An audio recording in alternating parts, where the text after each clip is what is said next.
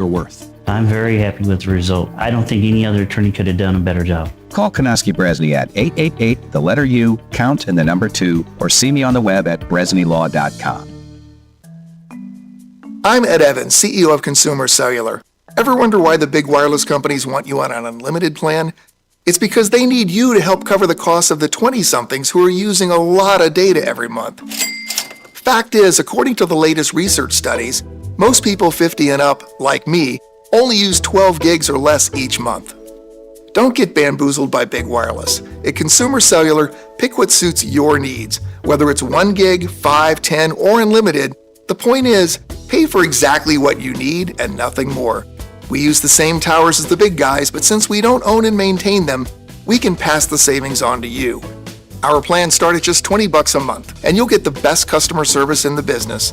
I want to invite you to join the millions of people who choose something better than big wireless. Because if you're not using all that data, you're probably getting used. Call 1-888-FREEDOM, visit consumercellular.com/fax or a store near you. Plans include $5 credit for auto pay and e-billing. See site for additional facts. Hey parents, you don't need the latest gizmo, slang, or clothes to be a perfect parent. Because kids in foster care don't need perfection. They need you. For more information on how you can adopt, go to adoptuskids.org. A public service announcement from the U.S. Department of Health and Human Services, Adopt Us Kids, and the Ad Council. You're locked into Money Matters Radio, 1120 AM WBNW. This is the Money Matters Radio Network, WBNW 1120 AM and W275CM FM. Concord, Boston, the Money Matters Radio Network. As a busy mom to 4 kids, my to-do list is full. Trying to fit in exercise, eating right, and prioritizing self-care can feel next to impossible. While we can't add more hours to the day, we do have a great resource to help. Go Red for Women has easy tips, tools, and information to help you and your family live a healthier life. So to all the moms, the aunts, the grandmothers, and amazing women out there doing it all, visit goredforwomen.org/momlife today. You take care of them, Go Red for Women will take care of you.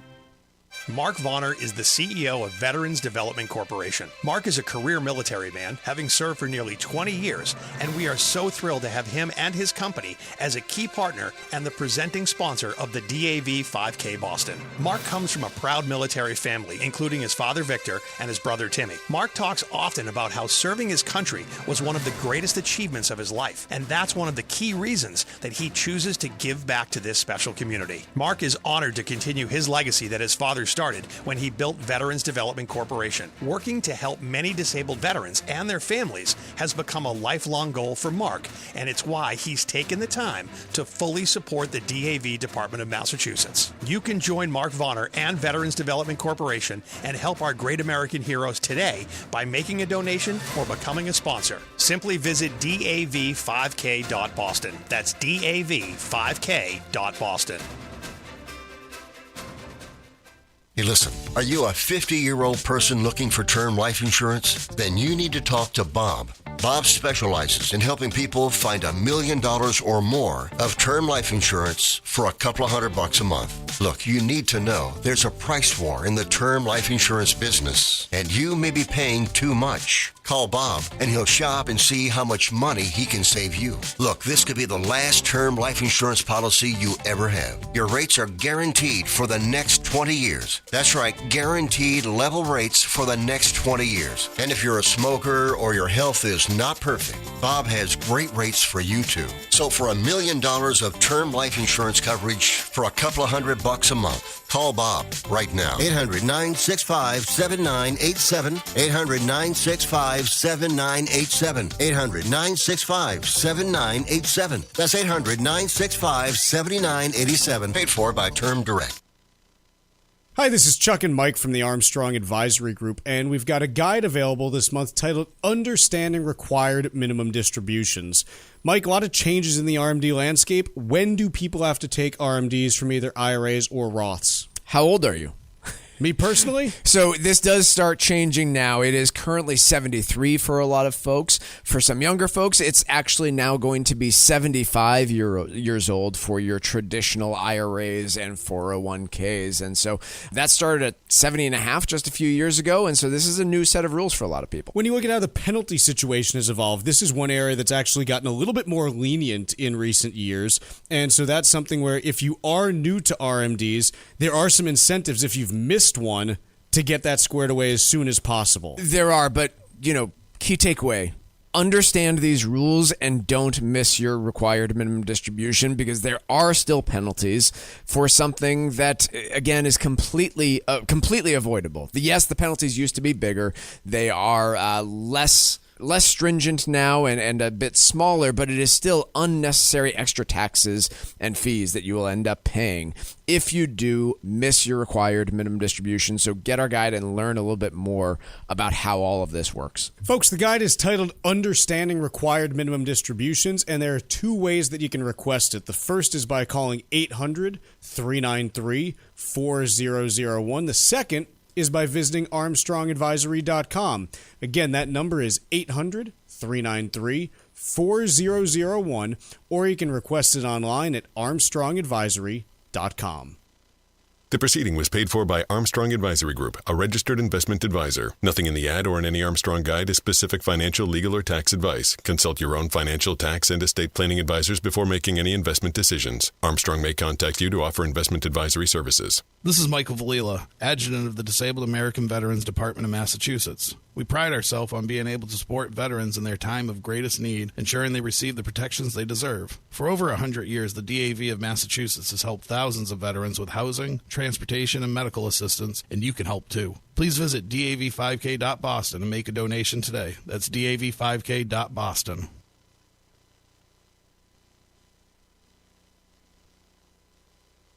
The Financial Exchange is produced by Money Matters Radio and is hosted by employees of the Armstrong Advisory Group, a registered investment advisor. All opinions expressed are solely those of the hosts, do not reflect the opinions of Armstrong Advisory or anyone else. Investments can lose money. This program does not offer any specific financial or investment advice. Please consult your own financial, tax, and estate planning advisors before making any investment decisions. Armstrong Advisory and the advertisers heard on this program do not endorse each other or their services. Armstrong and Money Matters Radio do not compensate each other for referrals and are not affiliated. This is the Financial Exchange with Chuck Zodda and Mike Armstrong. Your exclusive look at business and financial news affecting your day, your city, your world. Stay informed and up to date about economic and market trends, plus breaking business news every day.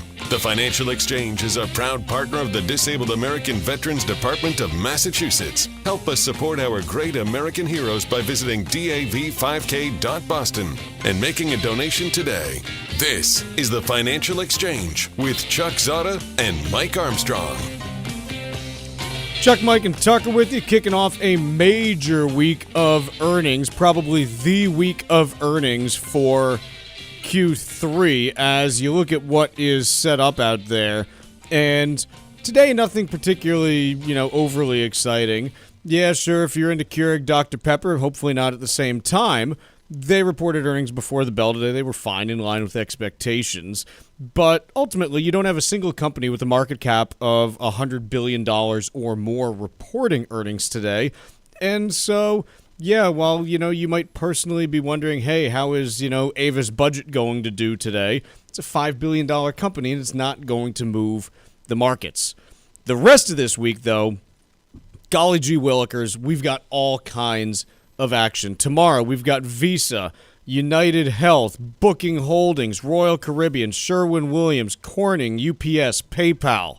That's just a handful of the ones that are reporting. That gives you a pretty good insight into that phenomenon we've been talking about with the top-end consumer, right? Between Booking Holdings, Visa, these companies really have something to tell you about that state of the consumer. Totally. UPS, what's going on with, shipping and things like that. PayPal, tell me what you're seeing. You've run a bunch of credit cards now. You've got a bank. What's happening on that side of things?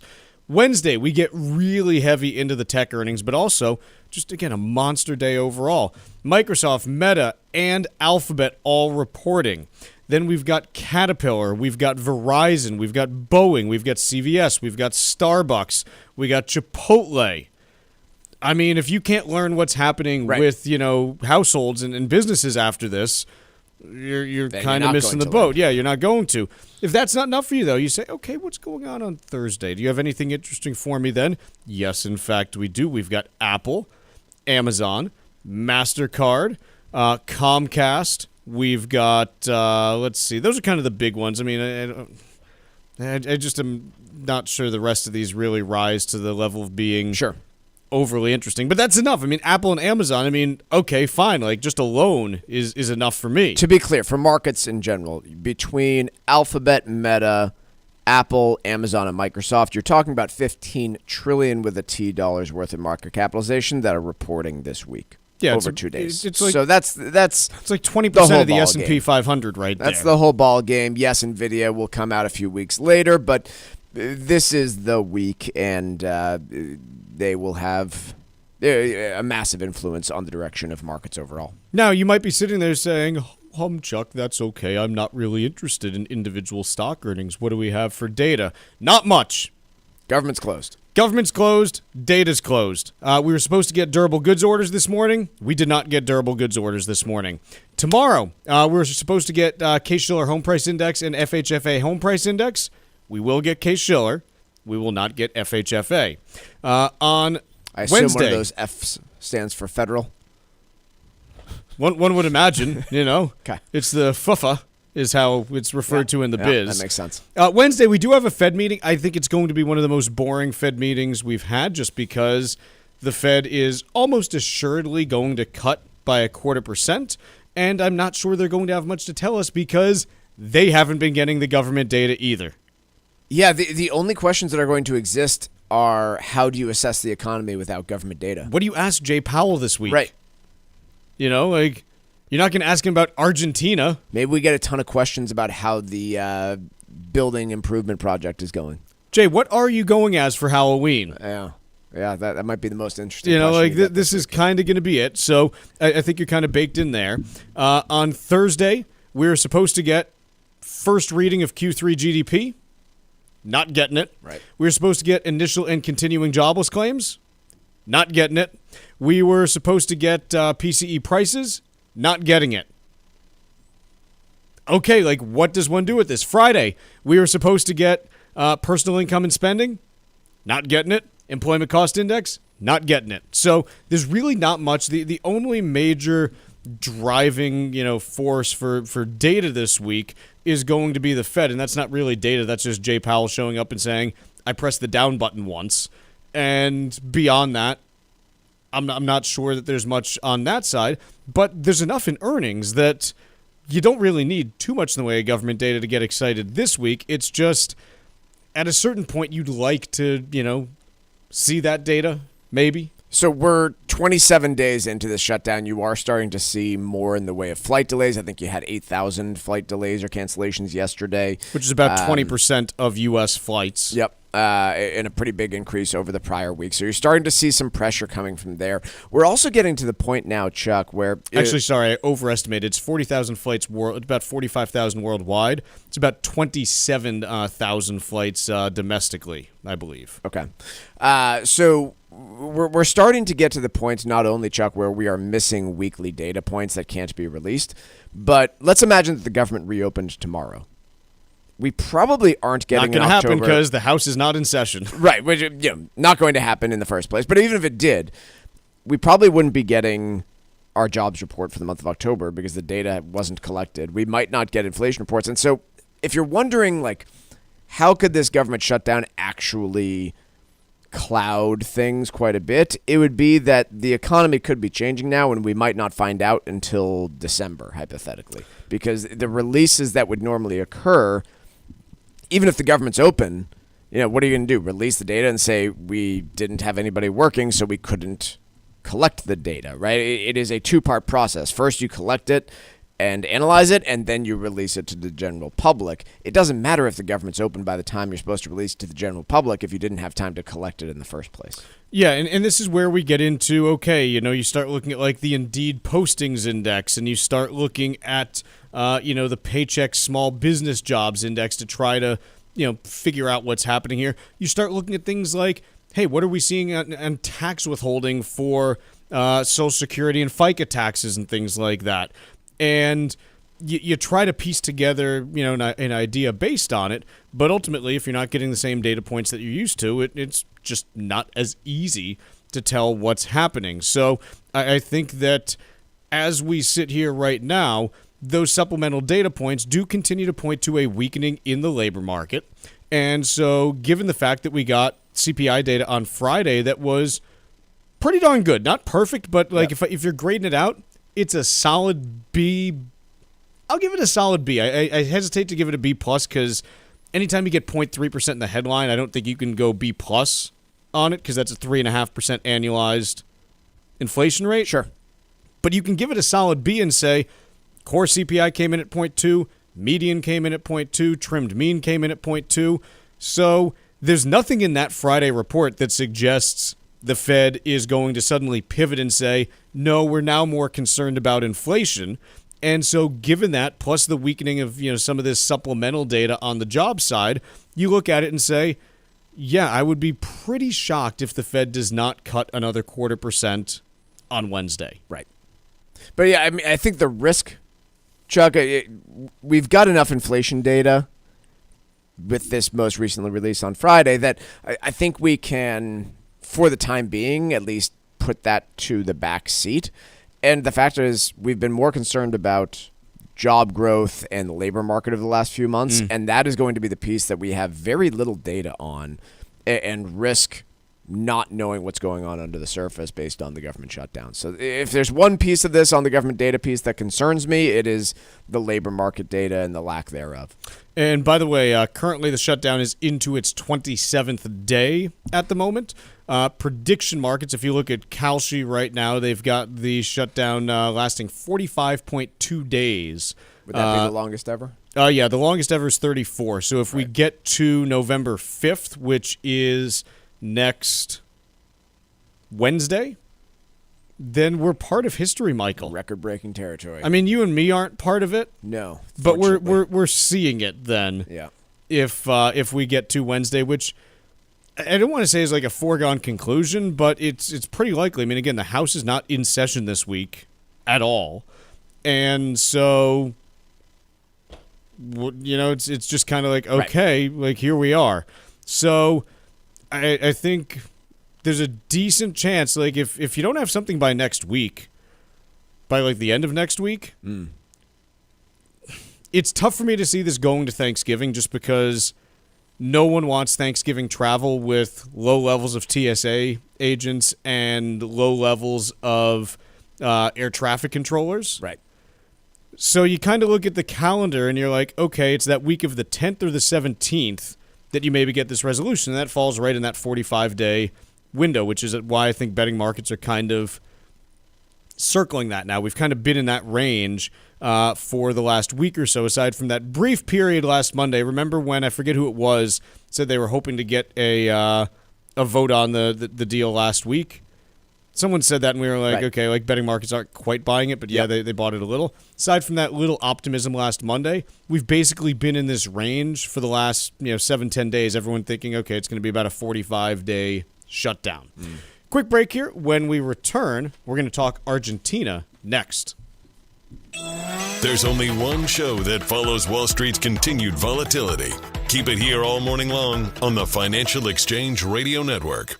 Hi, this is Mike Armstrong from the Armstrong Advisory Group. Turning 70 isn't just another birthday. It's when the clock starts ticking on your retirement withdrawals. At age 73 or at age 75 if you were born in 1960 or later, you need to start withdrawing money from your IRA. They're called required minimum distributions, and missing one can mean big penalties. Taking the RMDs at the wrong time can also spike your tax bill. Even the type of account matters, since your IRA and 401k follow different rules, which could get confusing fast. Our new guide is called Understanding Required Minimum Distributions. It breaks the process down in simple terms so you know when to start, how much to take, and ways to manage the tax impact. Request your copy today by calling 800-393-4001. That's 800-393-4001 or ArmstrongAdvisory.com. The proceeding was paid for by Armstrong Advisory Group, a registered investment advisor. Nothing in the ad or in any Armstrong guide is specific financial, legal, or tax advice. Consult your own financial, tax, and estate planning advisors before making any investment decisions. Armstrong may contact you to offer investment advisory services. The U.S. Virgin Islands aren't just stunning, they're thriving and continue to be one of the hottest spots for vacationers in the Caribbean.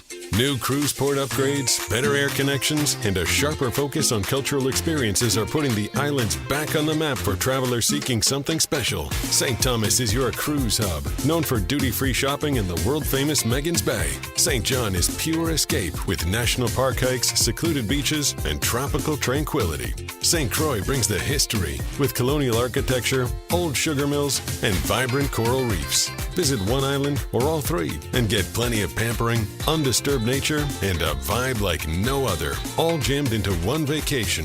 With easy travel from New England, no passport required, and no money to exchange, paradise is closer than you think. This fall, plan your getaway and fall naturally in rhythm with the heartbeat of the islands in America's Caribbean. Visit usvi.com and book your trip today. That's visitusvi.com. Cushing & Dolan want to help you avoid costly mistakes when it comes to gifting assets to your children. Their brand new guide, Making the Most of Gifting Assets, shares crucial strategies to help you protect your legacy and your family. Many people think gifting is always a good thing, but if it's done the wrong way, it can create real headaches. Even well-intentioned gifts can cause complications if your children are dealing with financial pressure or legal issues like a divorce. The guide also explains how a major gift, like a home or vacation property, could come with hidden tax consequences that may impact your entire estate plan. Before you make any big moves, arm yourself with the facts in this new guide from Cushing & Dolan. Call 866-848-5699 right now to get your copy. That's 866-848-5699. Or request it online at LegalExchangeShow.com. That's LegalExchangeShow.com. The proceeding was paid for and the views expressed are solely those of Cushing & Dolan. Cushing & Dolan and or Armstrong Advisory may contact you offering legal or investment services. Cushing & Dolan and Armstrong Advisory do not endorse each other and are not affiliated. Hey, listen, are you a 50-year-old person looking for term life insurance? Then you need to talk to Bob.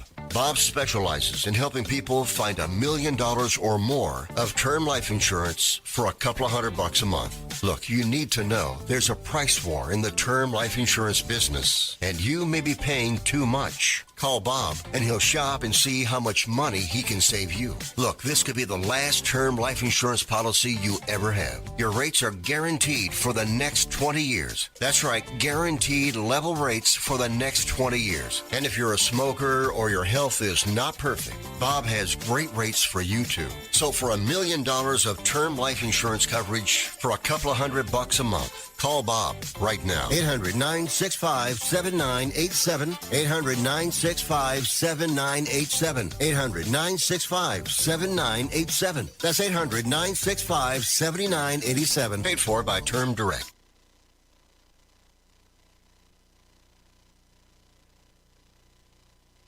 Text us 617-362-1385 with your comments and questions about today's show, and let us know what you think about the stories we're covering. This is the Financial Exchange Radio Network.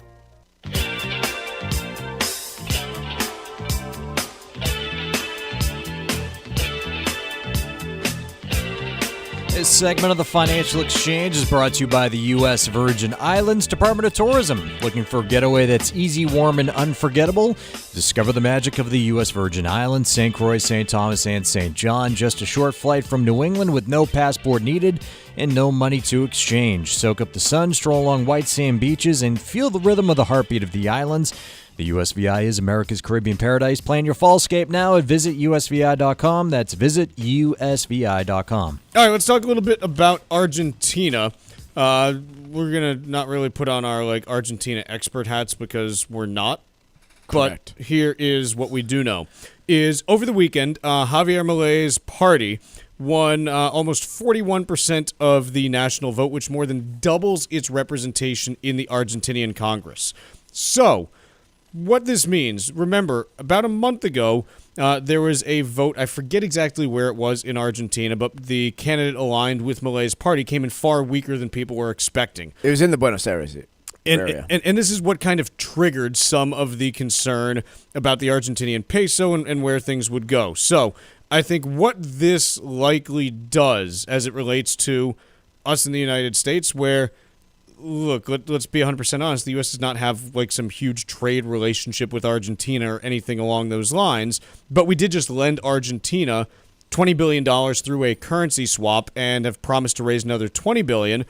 It takes some of the short-term potential for losses on that off the table simply because Milei's party is now going to basically be in a position where, yes, they are not in the majority, but it gives them enough power to potentially veto any of or reject any potential reforms to the reforms that Milei has put in place to this point. Whether or not any of this ends up actually working out for Argentina, I have no idea, because who knows what happens over the next couple years. But I think that in terms of why it matters for the U.S., had this election gone against Milei, you probably would have seen significant additional pressure on the Argentinian peso as early as today, and that would have likely made that swap line very likely to be defaulted on. Yeah, and President Trump publicly said that if the election went against Milei, then the United States would basically wash our hands of the issue and step away. I don't know. I guess he would have been painted into a corner were that the case, because it would have been a situation where, to your point, the peso might have sold off. They might have started burning through the U.S. cash, and we would have to decide whether we were doubling down on that. That pushes off that need. I think there is likely still the strong desire for and need for the additional $20 billion that was discussed with large U.S. banks. Whether or not they will get over the hump to feel comfortable doing that and have enough of an incentive to do so is still an open question. And look, the other big open question remains: how does this benefit the United States? And there's been discussion of agricultural trade and other pieces here, but does it genuinely change the U.S. influence in the region? Does it, put up some new type of guardrail against Chinese influence? I think those are all open questions that I don't see a ton of evidence for. And so I think, generally speaking, if you are the U.S. taxpayer, good news over the weekend for this election. Yeah. But unambiguously, yeah. Yeah, but, very unclear as to what happens next there. And like you said, it kind of throws an additional several-month lifeline out to Argentina in terms of continuing the policies of Milei, which, again, are controversial and big changes compared to the last several decades. Yeah, the big thing, look, next presidential election in Argentina is going to be in 2 years at the end of October in 27. And so it gives Milei another 2 years to be able to try to prove, this is what is going to work for Argentina in the long run. Had this one gone against him, there's a pretty good chance that the Argentinian government would not have, continued to exist in its current form through that time, because Milei would not have been able to do what he wanted to, and probably run into some debt problems pretty darn quickly, as you tend to in Argentina. So I think that you've got the next couple of years to see how this plays out. For any of you listening wondering how does this affect me, it just means that $20 billion swap line, that $20 billion loan that the U.S. is making to Argentina, much less likely to be defaulted on in the short term, but we still don't know the full outcome there. Yeah, I think that's fair to say. I would be fascinated in a comparison piece between. The point has been made by Mark Vendetti and others that 100 years ago, these two countries, the United States and Argentina, from an economics perspective, looked pretty similar. Yeah. Wealth per capita, income per capita looked very similar on paper. And then you had the next 100 years that just developed in a way where, for whatever reason, the U.S. went in one direction and Argentina went in a very different one. And people point to institutions, they point to corruption, they point to all sorts of different things. But that piece is very fascinating to me. I mean, some of it's probably just luck. Luck, yeah, right. Like how much of it is luck over the course of the last 100 years? It is a really, really interesting case study, and I can think how economies develop. I can personally think of at least like 3 or 4 different situations where it's like, hey, if this went differently, things would have turned out badly for the U.S. in the 20th century, or things would have turned out well for Argentina based on like a few key events going just a little bit differently than they had. Right. Speaking of events that can go a little differently than they have, over the weekend, the U.S. and China have apparently agreed to a framework for a deal for at least the second or third time this year. I go back to, I think it was May when we thought we had a framework for a deal, and now we've got a new framework for a deal. The things that are likely to be, we don't have specifics on any of this yet, but The things that are likely to be included in this that are being talked about are A, China resuming soybean purchases potentially, B, China potentially starting to reduce exports of fentanyl and fentanyl precursor to the United States, both countries looking at reforming new port fees for ships, and the Chinese side agreeing to potentially a 1-year halt in any changes to their rare earth exports before new export controls go into place. The reason that I say potentially on all this is we still don't have any specifics and are still waiting to know them. We might later this week. It might take longer, but these are the things being talked about. Quick break. We've got Wall Street Watch, and then we'll dig in a little bit more on this when we return.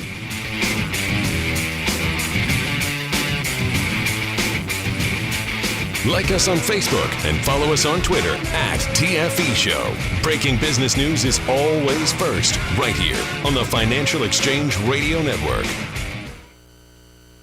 Sometimes we know it's next. Other times, it's impossible to know. Life can change in an instant. Don't be caught standing by the next time someone's heart stops. Knowing CPR gives you the ability to act and takes you from bystander to lifesaver. CPR is a life-saving skill. Join the nation of lifesavers today by learning CPR at heart.org/nation. National support for CPR education provided by Elevance Health Foundation. It happens all over Massachusetts. Can you tie my shoes? In every home and every community. Be careful on your bike. Learning can happen anytime, anywhere. We'll see you at practice this weekend. And no matter how learning takes place in your family's life, DESE is there as your partner. The Massachusetts Department of Elementary and Secondary Education. Never stop learning. Find out more at mass.gov/back-to-school. Sponsored by the Massachusetts Department for Elementary and Secondary Education. New Englanders love the Caribbean, and now there's a Caribbean travel channel available for you to learn all about Caribbean culture while you're planning your next trip to your favorite island. The TravelShareIt.com marketplace is loaded with information about the arts, festivals, food, and music throughout the Caribbean, and is an interactive website featuring daily travel deals to any island of your choice. Book your next Caribbean vacation on the most comprehensive travel channel for the islands, TravelShareIt.com. That's TravelShareIt.com.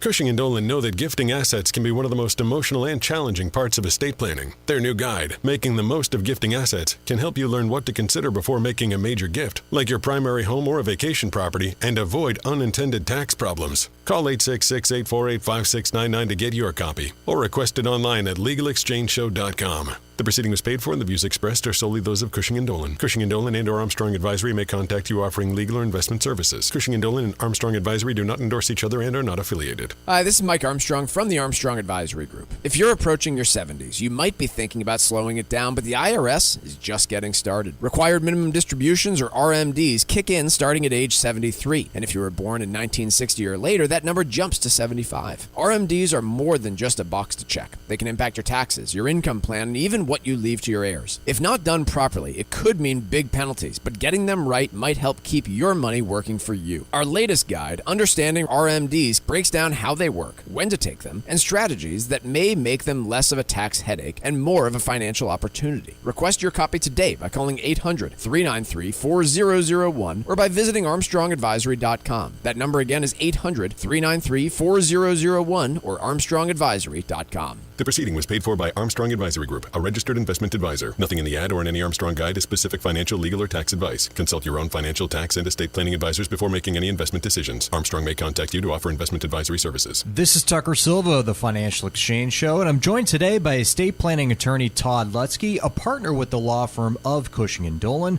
with their master's in taxation. And today we're talking about the implications of gifting assets away. Todd, if you're trying to protect your assets from the cost of long-term care expenses, what are the risks in giving your assets to a child rather than transferring them to an irrevocable trust? Yeah, it's a very big difference, right? These irrevocable trusts that we do for Medicaid purposes, first and foremost, are incomplete gifts. So you're not actually making a gift at all when you put it into these trusts. But if you give it to a child, now you've made a completed gift. So, for example, if I gave away my house, and people do it, right? You are giving away the built-in gain in that house.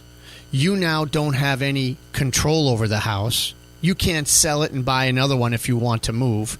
You need the kids' permission for all of that. Plus, if you never sell it and you die, you've trapped the built-in gain for the kids. When they go to sell it, they're going to have to pay capital gains tax. Whereas if you keep it, you can control it, get a step up in basis for the kids when they die, and still protect it from the nursing home through the trust. Either way, it's going to take 5 years. But gifting isn't always the answer. Educate yourself about the implications of gifting your assets away. Request your free copy of Todd's brand new guide called Making the Most of Gifting Assets right now by calling 866-848-5699. That's 866-848-5699.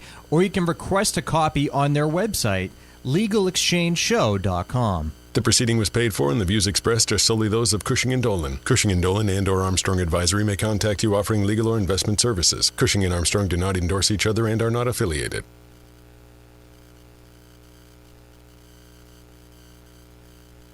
Time now for Wall Street Watch. A complete look at what's moving markets so far today, right here on the Financial Exchange Radio Network. Markets are beginning a significant week on tap, well into positive territory as Wall Street awaits a flurry of big tech earnings, a Fed meeting, and a pivotal meeting between President Trump and Chinese President Xi on Thursday. Right now, the Dow is up about 0.5% or 253 points. S&P 500 is up 0.9% or 61 points higher. NASDAQ up 1.5% now, or 347 points higher. Russell 2000 is up 0.2%. 10-year Treasury yield up 2 basis points at 4.022%. And crude oil up about 0.3%, trading at $61.67 a barrel. Rare earth stocks, including MP Materials, Critical Metals, and USA Rare Earth, are seeing losses on the day after U.S. officials said they expect China to delay introducing export controls on critical minerals as part of a broader trade deal. Chip stocks, including NVIDIA, AMD, and others, are seeing gains on the day following optimistic comments from both the U.S. and China following trade talks over the weekend. NVIDIA is up about 2%, while AMD shares are flat at the moment. Some breaking news in the chip sector after Qualcomm announced that it will release new AI accelerator chips. Qualcomm is surging 18% on that news. Meanwhile, shares in Keurig Dr. Pepper climbing 6% after the beverage company beat third quarter revenue forecast and also raised its full year guidance. Lululemon up 4% after the athletic apparel maker said it was partnering with the NFL and Fanatics to launch an apparel collection for all NFL teams. And as for earnings this week, Visa and United Health will report tomorrow. Wednesday, we'll see Microsoft, Alphabet, Meta, and Caterpillar report. Thursday, Apple, Amazon, and MasterCard will post their results. And on Friday, we'll see earnings from ExxonMobil and Chevron. I'm Tucker Silva, and that is Wall Street Watch. So last segment, towards the end, we noted that the U.S. and China appear to be, inching closer towards a framework of a deal. I actually just had, again, you read stuff like on social media, and it's like, this is the fourth time that we've had one of these this year. So I do think, look, it's positive that at least in the short term, it takes some of those bigger issues off the table potentially. But we've seen these issues return time and time again. Remember, it was, late in the first half of the year when we had questions about rare earth exports, and then that came up again just a month or so ago. And so I guess the question is, on the stuff that really matters, rare earths, which is, one of them, are you going to see actual progress made, not just in terms of, hey, we could potentially sign something that says we're going to do X, Y, Z, but then also, what's the follow-through from it? Remember, towards the end of President Trump's first term, the Phase 1 trade deal with China was signed, which by and large was a purchase order from China in order to buy a bunch of American goods over a fixed period of time. Mike, did China end up fulfilling those promises? No. So it's not just can you get it done in signing, but then can you enforce it? And to this point, we still don't have the details on exactly what this means, and we can't get to enforcement beyond there. But obviously, look, one of the threats that was out there was, hey, you could have these new 100% tariffs on China put in place on November 1st. Clearly, if you're moving towards the framework of a deal or the framework of a framework, then at least it takes some of those short-term things off the table, which is why you can have markets rally, in response. The other piece that just was important to me. So Tucker mentioned USA Rare Earth off 13.7% today. MP Materials off nearly 10% today. This is just a stark reminder that whatever happens between the U.S. and China in terms of a trade deal, it would seem to me that a piece of legislation on rare earth sourcing in the United States and a few close allies nations is exceedingly important right now, because you have the hypothetical rumor that maybe rare earths aren't going to be as heavily restricted as they previously were, and these companies are volatile and small enough that their stocks are going wild on this news. I mean, again, I guess wild would be down like 50%. You don't have that. But you have these companies depreciating by 10 and 14% on the rumor of something that might come in the future. These companies need some very public commitments from Congress saying that, yeah, you have a business model for the next 30 years. And right now they don't. No, exactly. So I think ultimately this U.S.-China framework, what it develops into, it could be something important. It could be nothing. And I just don't think we know enough right now to be able to tell. Right. Yeah, I think one thing that would be immensely surprising to both of us, Chuck, would be any sort of verifiable long-term commitment from either of these two from either us or them, right? Like, yeah, purchases of agricultural goods, but what I'd be surprised to hear is some sort of commitment on something like that with a real framework for what happens if it doesn't get fulfilled. Yeah, because in all likelihood, I think we sign something along those lines. Neither group really fulfills the promises, and it's just a question of, do we punish each other, or do we just continue with the status quo of being slightly uncomfortably reliant on each other for different things? Do we want to talk any more about... I don't really have any further... I don't have anything interesting to say on this, I don't think. Like, what am I going to keep saying? Like, wait and see? The main conclusion is that 30 years of history tell you that the Chinese strategy is to wait out the United States for either a change of administration or a focus on something else so that they can get distracted from the issue of challenging China. And I don't see any compelling reason why that wouldn't be the strategy this time. Can we talk about the Federal Reserve then? Yeah. Okay. Because I do have some interesting thoughts on them, or at least I think they are. Our listeners can ultimately decide. Yes. Is it worth continuing to tune into? Piece from Barron's? Sure. Piece from Barron's. The Fed may lower rates slower than markets are expecting in 2026. Quite honestly, I'm not sure that they can lower them that much slower unless inflation picks up. And what I mean by this is, right now, we've got 2 more Fed meetings in 2025. As of right now, there's a 93.9% chance that the Fed has cut by another 0.5% by the end of the year. 25% this month and 0.25% in December. Mm-hmm. Beyond that, if you look out to 2026 and kind of the end of 26, the last meeting next year is going to be on 12/9. What's being priced in is basically like a 96% chance of additional cuts, with it being a toss-up as to whether it is greater than or fewer than 2 cuts. So basically, it's like, we're pricing in like 2 more cuts in markets right now. Yeah, I think if markets were telling you that rates are going to be 2% lower by the end of next year, I would agree with this piece. They're just not. Right? The median case right now, based on betting markets, is that rates are, maybe a percentage point lower than where they are, and we are fairly certain that we're going to get 2 of these things this year. So that doesn't seem like a far cry away from what I would generally expect in this type of economy, where inflation is concerning but not alarming, and labor market has showed significant deterioration. Yeah, I mean, we've got, 15 months before year end of 2026, it'd be pretty surprising to me if rates weren't a full percentage point lower. So I think ultimately when looking at this, you think about this in terms of, and this is kind of the way that we think about things here, basically all the time. Okay, what's the situation where you get exactly what the market's pricing in? Economy doesn't fall off a cliff. Inflation doesn't become a problem and, in fact, starts to get better as you head into 2026. So, like last Friday's inflation report becomes more the norm. And you say, yeah, the Fed could probably cut a couple times next year without any major problem. And that's the path to getting exactly what the market predicts. Cool. What's the way that the market gives you, that the economy gives you fewer cuts than what's priced in?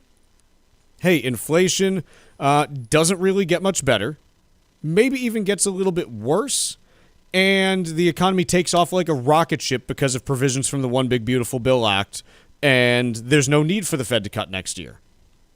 Okay, that's possible. I could see that as, a path we can take. What's the path to more cuts that are being priced in? Things fall apart in the next few months. Private credit is a big problem. Housing continues to be a problem. Job loss becomes a big problem. And you end up needing to take the Fed funds rate down to 2% instead of 4% where it is today. If you're trying to price out like the probabilities of these, guys, we're not getting economic data right now. I have no idea. Right. 2026 is the choose your own adventure economy. We have no idea what we are going to be getting there.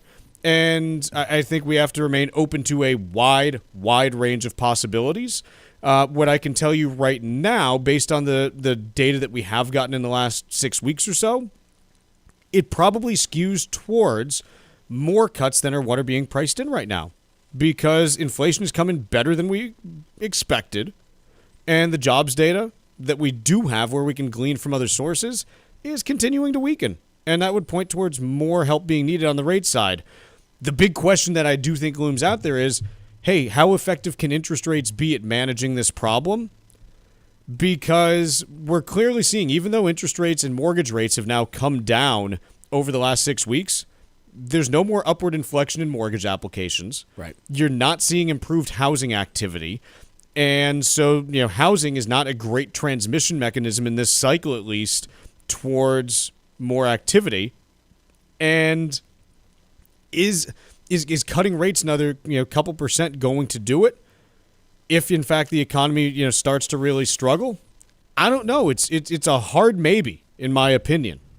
So we'll see, but we're also not there right now. You might not need that. You might see the economy start to inflect back up, and boom, now you're in great shape, and you don't need more cuts. Like, that's very possible too.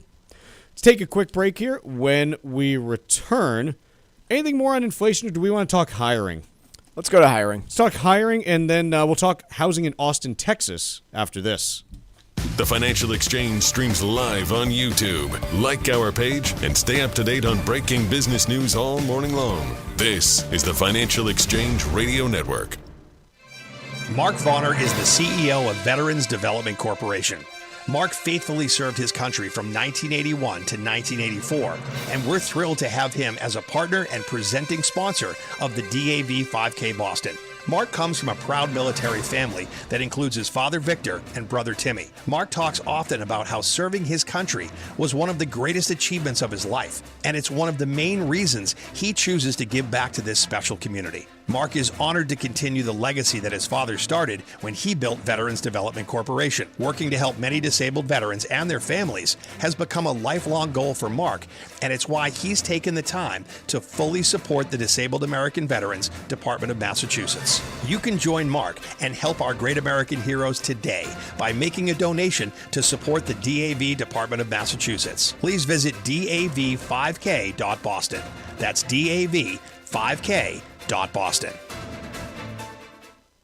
Cushing & Dolan know that gifting assets can be one of the most emotional and challenging parts of estate planning. Their new guide, Making the Most of Gifting Assets, can help you learn what to consider before making a major gift, like your primary home or a vacation property, and avoid unintended tax problems. Call 866-848-5699 to get your copy, or request it online at LegalExchangeShow.com. The proceeding was paid for, and the views expressed are solely those of Cushing & Dolan. Cushing & Dolan and or Armstrong Advisory may contact you offering legal or investment services. Cushing & Dolan and Armstrong Advisory do not endorse each other and are not affiliated. This is Michael Valila, Adjutant of the Disabled American Veterans Department of Massachusetts. We focus on the people returning from service, not their specific illness or injury. Our number one goal is to make sure our veterans have the necessary services they need, be it physical, emotional, or financial, so that their transition can be seamless. You can help our great American heroes as well by making a donation today by visiting dav5k.boston. That's dav5k.boston.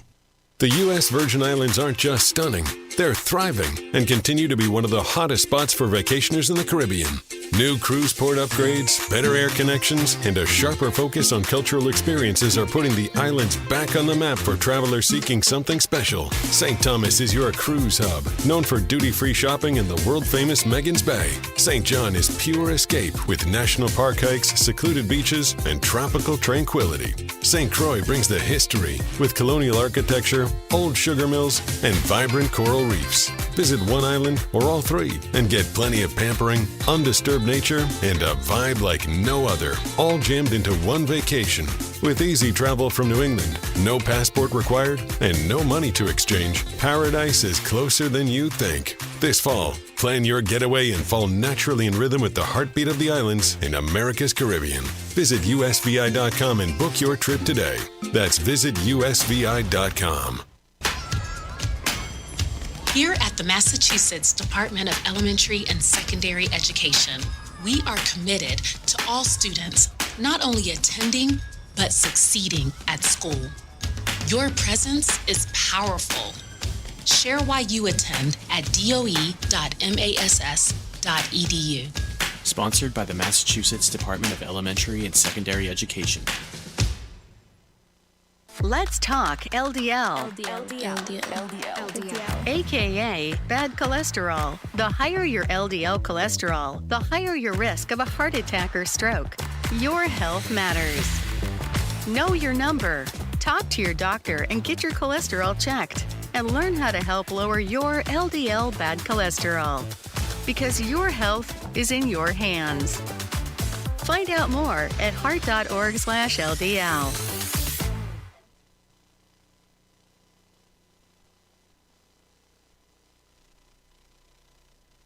Miss any of the show? The Financial Exchange Show podcast is available on Apple, Spotify, and iHeartRadio. Hit the subscribe button and leave us a 5-star review. This is the Financial Exchange Radio Network.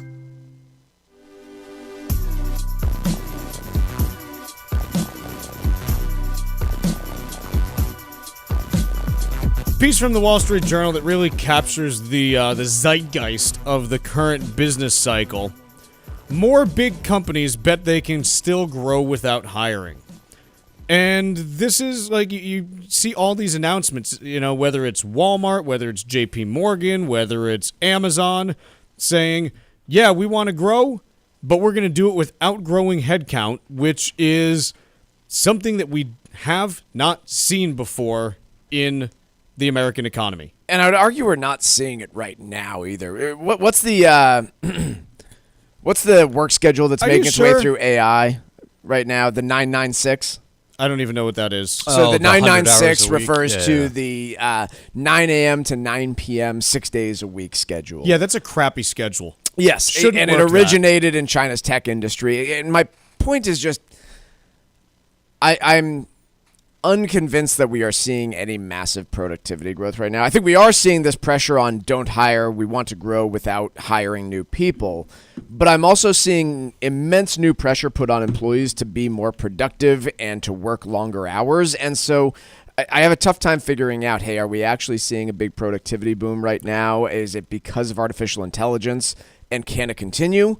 Or did things get so loose in terms of employment back in 2020-21 that employers are feeling like they have the leverage and are really pressing them to work longer hours, be more productive, and I know I'm using that word productivity here when I'm describing all of this, but so much of this is being pointed at as AI is going to revolutionize things, and I'm just not willing to say it until I see it.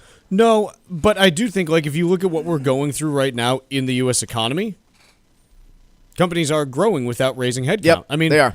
Again, the last 3 months that we have for jobs data, 29,000 jobs a month added, according to the BLS data. And they're growing their profits. And profits are moving up. Yeah. Now, again, because this is more big companies is the headline. If you are a small firm, I don't know that you're necessarily seeing that.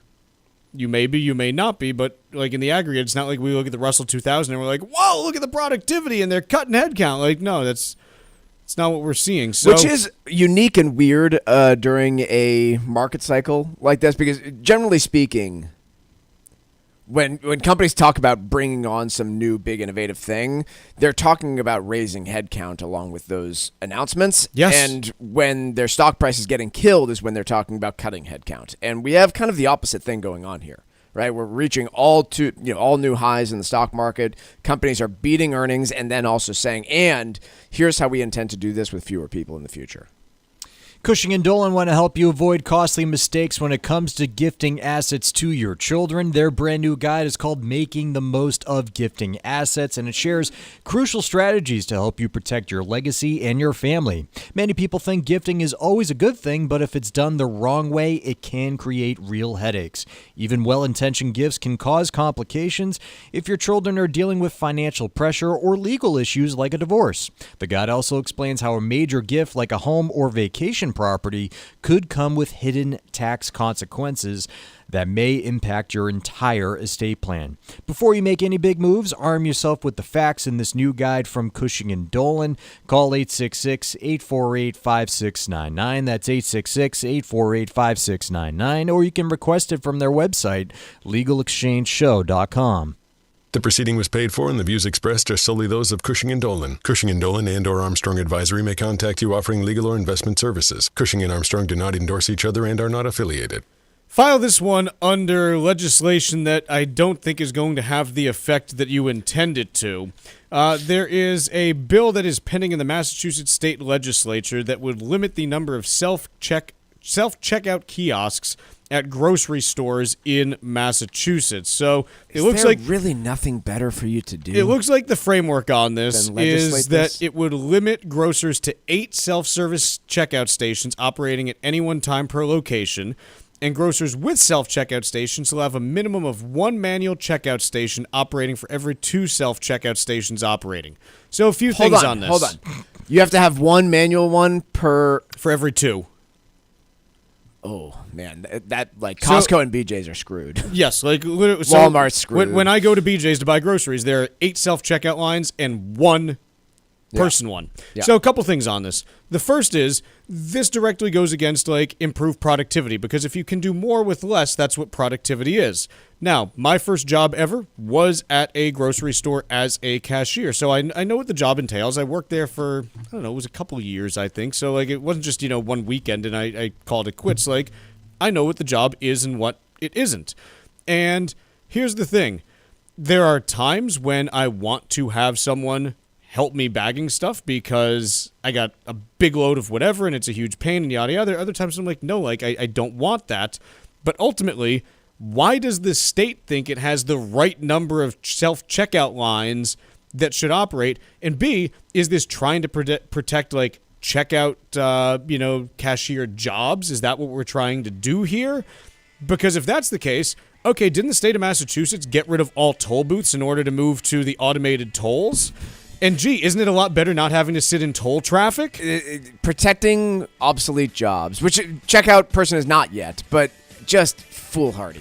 Quick break here, hour 2, coming up in a bit.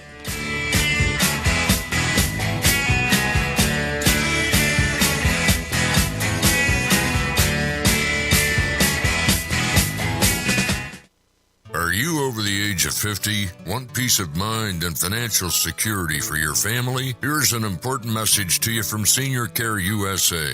The average funeral now costs over $10,000. That leaves your loved ones the burden of paying your debts and funeral costs. Our plans start as low as $1 per day and will pay your family up to $30,000 to help pay for your funeral and other expenses. There are no medical exams. Your rates will never increase, and your plan cannot be canceled, regardless of your medical condition conditions as long as you make your premium payments. Get up to $30,000 in final expense insurance. Call now for free information. Just answer a few simple questions and get approved right over the phone in just a few minutes. Call right now. Call 800-378-3818. 800-378-3818. 800-378-3818. That's 800-378-3818.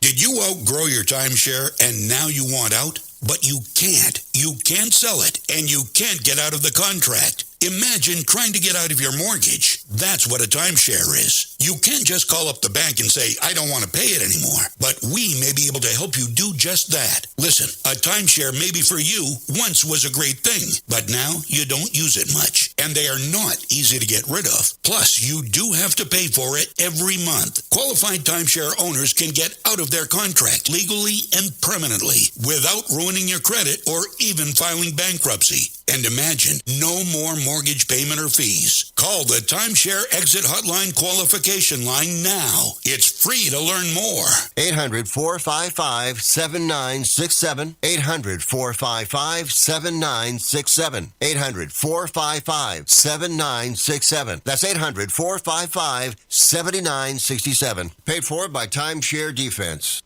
Hey, listen, are you a 50-year-old person looking for term life insurance? Then you need to talk to Bob. Bob specializes in helping people find $1 million or more of term life insurance for a couple of $100 a month. Look, you need to know there's a price war in the term life insurance business, and you may be paying too much. Call Bob, and he'll shop and see how much money he can save you. Look, this could be the last term life insurance policy you ever have. Your rates are guaranteed for the next 20 years. That's right, guaranteed level rates for the next 20 years. And if you're a smoker or your health is not perfect, Bob has great rates for you too. So for $1 million of term life insurance coverage for a couple of $100 a month, call Bob right now. 800-965-7987. 800-965-7987. 800-965-7987. That's 800-965-7987. Paid for by Term Direct. This is the Money Matters Radio Network, WBNW 1120 AM and W275 CM FM. Concord, Boston, the Money Matters Radio Network. As a busy mom to 4 kids, my to-do list is full. Trying to fit in exercise, eating right, and prioritizing self-care can feel next to impossible. While we can't add more hours to the day, we do have a great resource to help. Go Red for Women has easy tips, tools, and information to help you and your family live a healthier life. So to all the moms, the aunts, the grandmothers, and amazing women out there doing it all, visit goredforwomen.org/momlife today. You take care of them, Go Red for Women will take care of you. The U.S. Virgin Islands aren't just stunning, they're thriving and continue to be one of the hottest spots for vacationers in the Caribbean.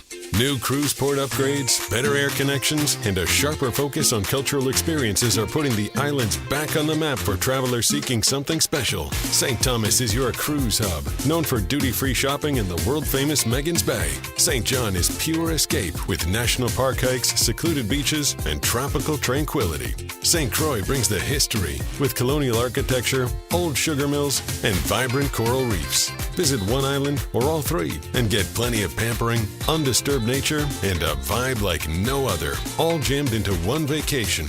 With easy travel from New England, no passport required, and no money to exchange, paradise is closer than you think. This fall, plan your getaway and fall naturally in rhythm with the heartbeat of the islands in America's Caribbean. Visit usvi.com and book your trip today. That's visitusvi.com. Mark Vonner is the CEO of Veterans Development Corporation. Mark is a career military man, having served for nearly 20 years, and we are so thrilled to have him and his company as a key partner and the presenting sponsor of the DAV 5K Boston. Mark comes from a proud military family, including his father Victor and his brother Timmy. Mark talks often about how serving his country was one of the greatest achievements of his life, and that's one of the key reasons that he chooses to give back to this special community. Mark is honored to continue his legacy that his father started started when he built Veterans Development Corporation. Working to help many disabled veterans and their families has become a lifelong goal for Mark, and it's why he's taken the time to fully support the DAV Department of Massachusetts. You can join Mark Vonner and Veterans Development Corporation and help our great American heroes today by making a donation or becoming a sponsor. Simply visit dav5k.boston. That's dav5k.boston. This is Michael Valila, Adjutant of the Disabled American Veterans Department of Massachusetts. The DAV of Massachusetts has helped me and countless others adjust to civilian life through a variety of incredible programs. Through our local Veterans Assistance Program, we provide necessary services to veterans and their communities, such as food shopping, landscaping, and companionship, but we need your support. You can help by making a donation today. Please visit dav5k.boston. That's dav5k.boston. Hi, this is Chuck and Mike from the Armstrong Advisory Group, and our guide this month is titled Understanding Required Minimum Distributions. Mike, one area with some big changes the last couple of years has been RMDs as it relates to inherited IRAs.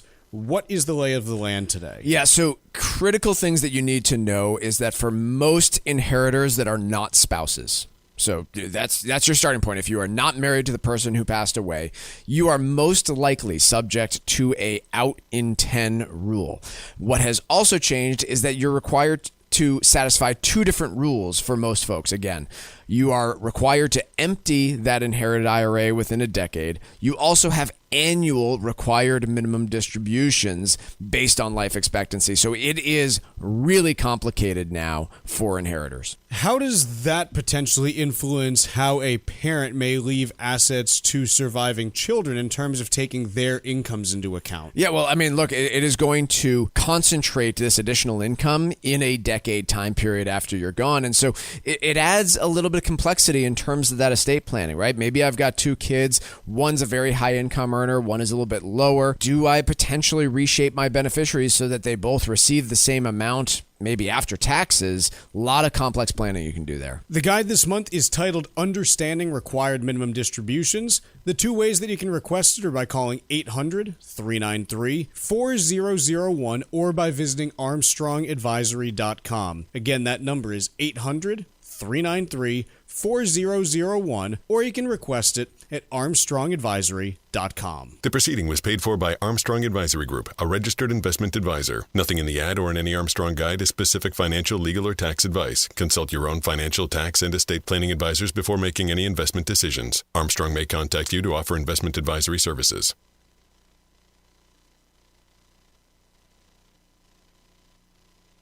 The Financial Exchange is produced by Money Matters Radio and is hosted by employees of the Armstrong Advisory Group, a registered investment advisor. All opinions expressed are solely those of the hosts, do not reflect the opinions of Armstrong Advisory or anyone else. Investments can lose money. This program does not offer any specific financial or investment advice. Please consult your own financial, tax, and estate planning advisors before making any investment decisions. Armstrong Advisory and the advertisers heard on this program do not endorse each other or their services. Armstrong and Money Matters Radio do not compensate each other for referrals and are not affiliated.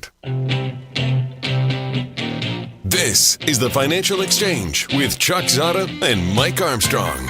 Your exclusive look at business and financial news affecting your day, your city, your world. Stay informed and up to date about economic and market trends, plus breaking business news every day. The Financial Exchange is a proud partner of the Disabled American Veterans Department of Massachusetts. Help us support our great American heroes by visiting dav5k.boston and making a donation today. This is the Financial Exchange with Chuck Zodda and Mike Armstrong. Chuck, Mike, and Tucker with you, and we got stocks rallying, though a relatively narrow rally. S&P 500 is up almost 1%, but basically has an equivalent number of stocks up and down today. It's just the bigger ones happen to be the ones that are really chugging ahead. You look at some of your big movers. Tesla's up 3%, Nvidia's up 2.5%, Google's up 2.5%, Microsoft, Meta both up 1.8%. So that's kind of driving things where, yeah, that kind of overpowers the fact that, hey, Ford's down 3%, and Eli Lilly's down 1%, and Home Depot's down 1%. Again, not saying this is good, bad, or anything else, but just that Yeah, it's kind of the story that we saw for much of 23 and the first half of 24, and now is kind of returned in the second half of 25, which is tech is leading the way, and that's driving the index higher, even as you have other equities, that are kind of lagging a bit. It's not necessarily bad for equity performance. It's been a great 3 years for stocks now, but it's something where, you do look at it and say, hey, if that leadership ever falters, yeah, you might have some concerns at that point, but that leadership has just not faltered for any extended period of time in the last 3 years. Other things that are moving today, 10-year U.S. Treasury up 3.1 basis points to 4.028%. Still hanging out in that low 4 range, so no major movement on that front. We've got gold continuing its recent sell-off after breaking out to all-new all-time highs about a week and a half ago. Has not been easy sledding for gold since then. Down $136.60 an ounce to $4,001 per ounce right now. So about a 10% pullback on gold over the last week and a half or so. We've got crude oil, West Texas Intermediate, up 44 cents a barrel to $61.94. AAA national average for gas prices coming down 0.1 cent, though this as a major refinery gets back up and running in the Midwest. That should hopefully quell some of the higher prices that have been moving through Michigan, Indiana, and Ohio over the last several weeks there. So that is what is moving in markets. I want to just highlight something for a moment here. So it was a few weeks ago now, but Tuesday, October 7th, was when the new Chinese rare earth restrictions were announced. Really, late Tuesday, our time, Wednesday, into Wednesday. Wednesday was the first trading day that this stuff was known. Friday, President Trump, so that's Friday, October Friday, October 10th, or maybe it was Thursday, October 9th, he announced 100% tariffs on China. And at the time, both of us looked at this stuff and said, doesn't this just feel like posturing a few weeks ahead of a big negotiation between the U.S. and China? We did say between that. The U.S. and China. And at the time, they canceled the meeting and said it's not going to happen. Lo and behold, 3 weeks later, we sit here and markets have more than made up all the losses that they incurred on that Friday, October 10th, where markets were down by 3%. But lo and behold, we're still having a meeting between President Trump and President Xi. We're not realistically talking about 100% tariffs. We are, in fact, talking about potential slight trade deals. And, yeah, lo and behold, things look exactly like they did, in my opinion at least, prior to the announcement that China made on rare earth restrictions. We think.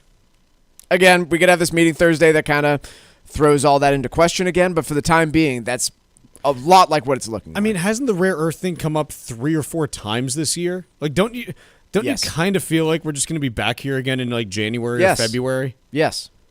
And it's because China knows they have something that no one else can deal with right now. Right. It's like, oh, you want us to do this? Okay, here, we're going to throw this rare earth thing at you again.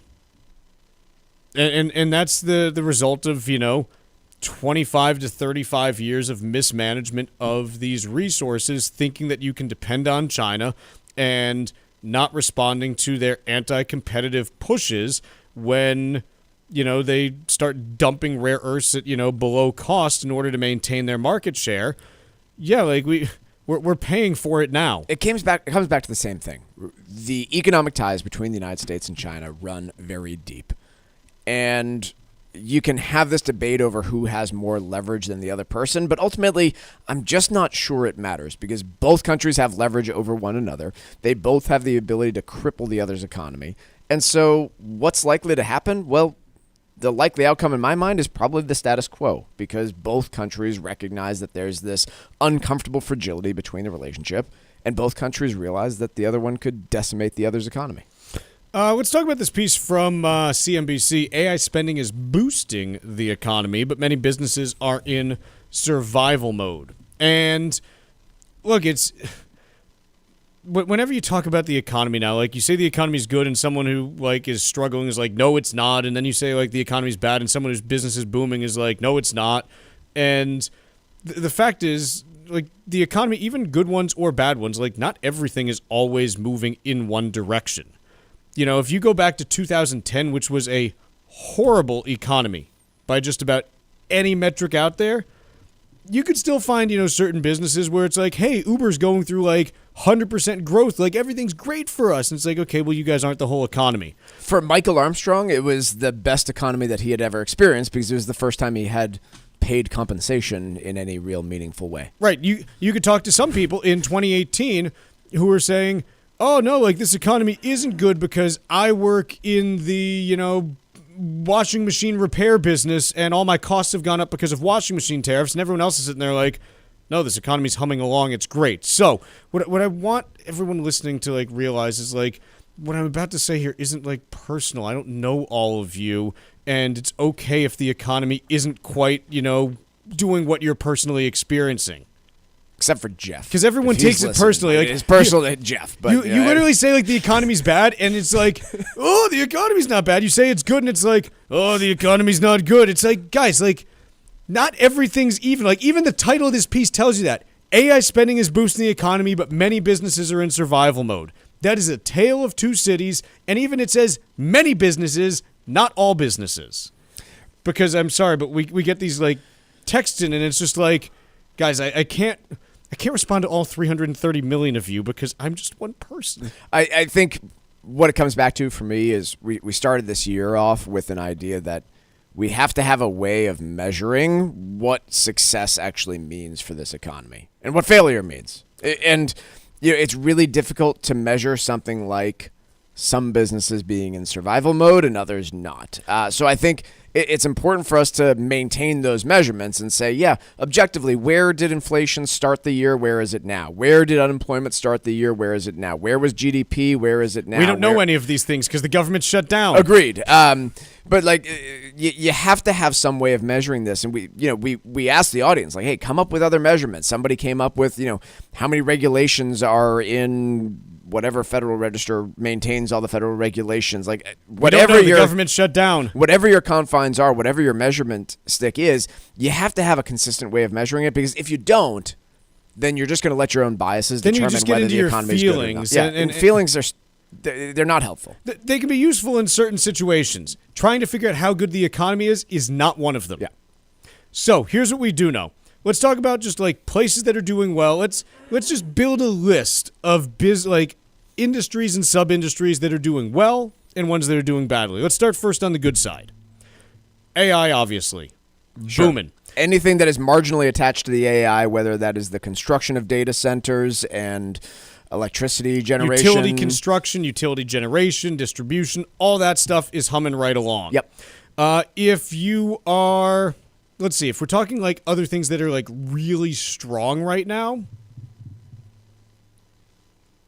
what else do you have? Like, let's be honest about this, because I'll go through the stuff that's not doing well. Financial services is doing well.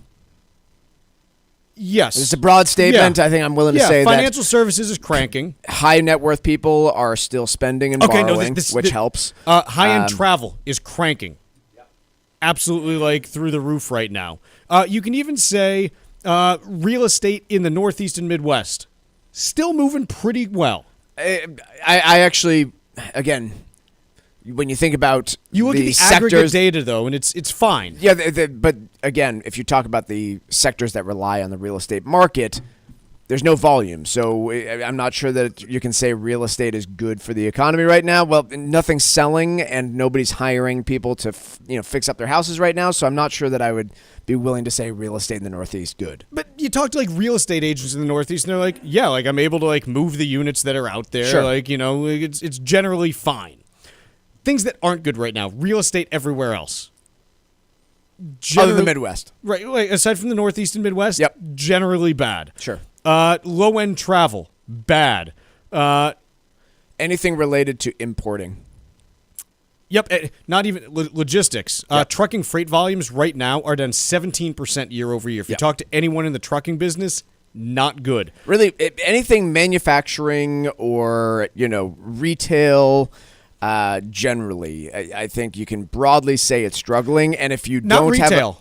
have retail's retail's fine. Like, you look at the retail data, either aggregate or company level, it's hard to find retailers other than like Target and Macy's that you're like, oh, things are bad there. Yeah. I know that, so-and-so who's listening is like, well, I run this shop and we're not doing well. I get that. Again, we can't talk about every specific, but the retail data generally has been fine. Credit card data has been good on that side. So, retail, I think, has actually been a net positive this year. So, again, it's kind of this mixed economy where there's some good, some bad, and there's no clear trend, I think, is what we have here. And the trend is something where... I've got another... Actually, I don't know how to define... Would you define auto as good or bad right now? It's more nuanced than that, right? You can't. New vehicle production and sale is good. Fantastic, in fact. Used vehicle sale and financing is bad. And really ugly. Yeah, it's just so nuanced to try and answer the question, is the economy good right now? I have to say yes. Which is why I think that you get to the point where you just say...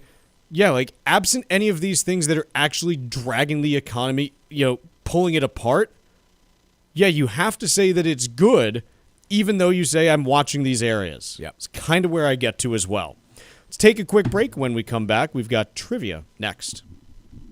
Find daily interviews and full shows of the Financial Exchange on our YouTube page. Subscribe to our page and get caught up on anything and everything you might have missed. This is the Financial Exchange Radio Network. Cushing & Dolan know that gifting assets can be one of the most emotional and challenging parts of estate planning. Their new guide, Making the Most of Gifting Assets, can help you learn what to consider before making a major gift, like your primary home or a vacation property, and avoid unintended tax problems. Call 866-848-5699 to get your copy, or request it online at legalexchangeshow.com. The proceeding was paid for and the views expressed are solely those of Cushing & Dolan. Cushing & Dolan and or Armstrong Advisory may contact you offering legal or investment services. Cushing & Dolan and Armstrong Advisory do not endorse each other and are not affiliated. This is Michael Valila, Adjutant of the Disabled American Veterans Department of Massachusetts. We focus on the people returning from service, not their specific illness or injury. Our number one goal is to make sure our veterans have the necessary services they need, be it physical, emotional, or financial, so that their transition can be seamless. You can help our great American heroes as well by making a donation today by visiting dav5k.boston. That's dav5k.boston. The U.S. Virgin Islands aren't just stunning, they're thriving and continue to be one of the hottest spots for vacationers in the Caribbean. New cruise port upgrades, better air connections, and a sharper focus on cultural experiences are putting the islands back on the map for travelers seeking something special. St. Thomas is your cruise hub, known for duty-free shopping and the world-famous Megan's Bay. St. John is pure escape with national park hikes, secluded beaches, and tropical tranquility. St. Croix brings the history with colonial architecture, old sugar mills, and vibrant coral reefs. Visit one island or all three and get plenty of pampering, undisturbed nature, and a vibe like no other, all jammed into one vacation. With easy travel from New England, no passport required, and no money to exchange, paradise is closer than you think. This fall, plan your getaway and fall naturally in rhythm with the heartbeat of the islands in America's Caribbean. Visit usvi.com and book your trip today. That's visitusvi.com.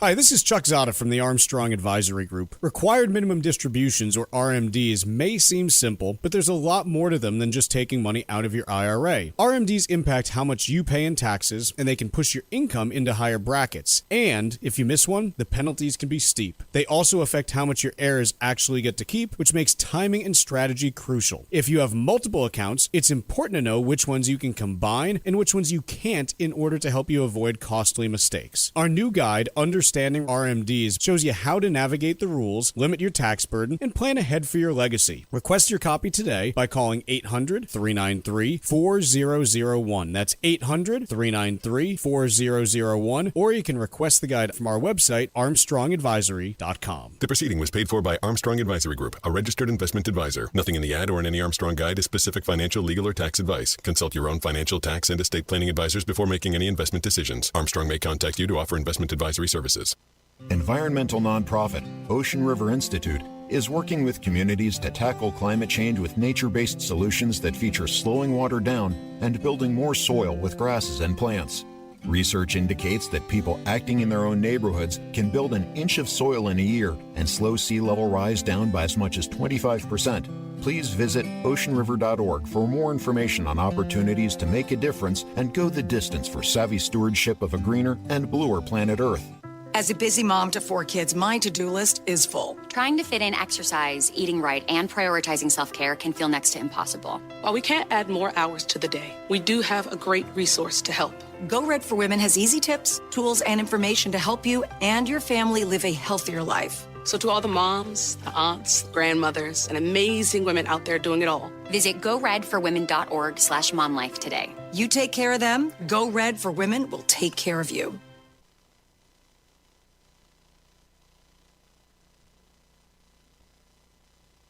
The Financial Exchange is now available every day from 11 to noon on SiriusXM's Business Radio Channel 132. Stay informed about the latest from Wall Street, fiscal policy, and breaking business news every day.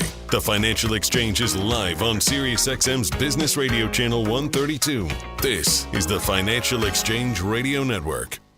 All right, time for trivia here on the Financial Exchange, and in honor of the spookiest day of the year, we will do a week's worth of Halloween trivia here on the show.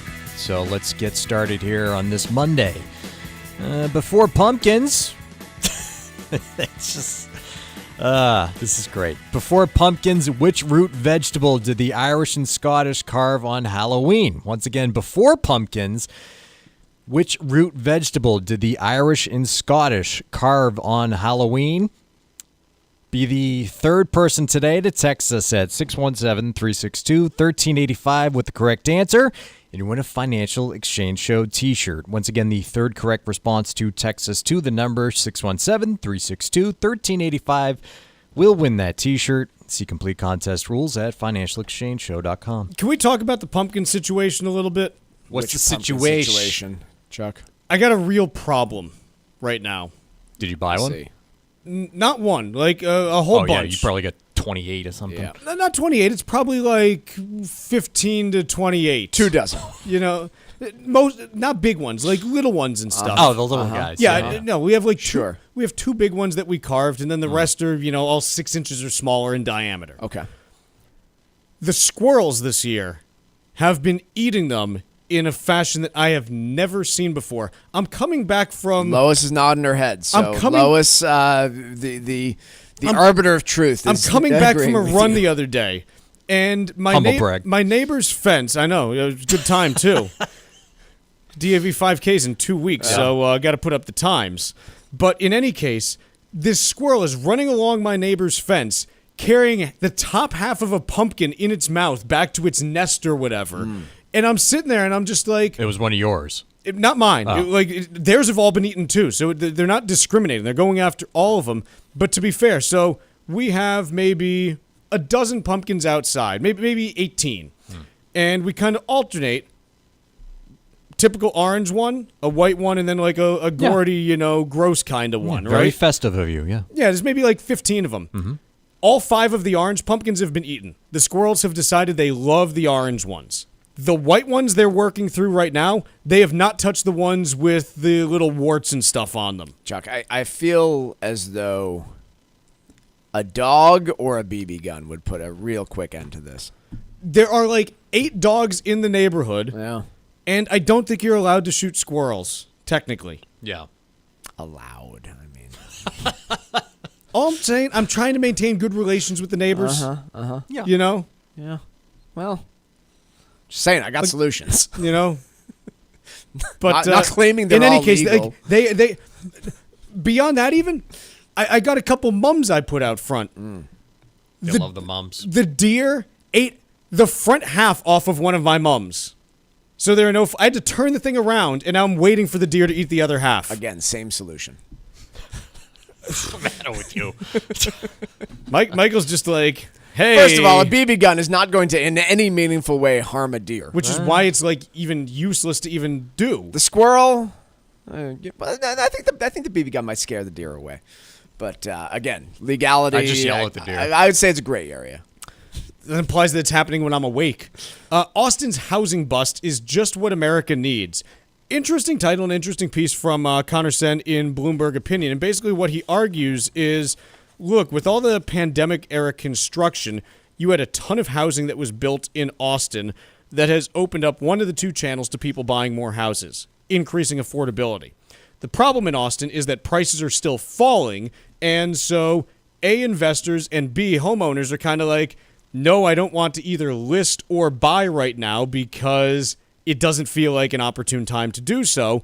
But on the affordability side, you're starting to get there. The problem is it basically requires a localized housing bust in order to do so, which is not good for the surrounding housing-adjacent businesses. Right, but again, to Connor's point, I think that is extraordinarily healthy so long as it does not...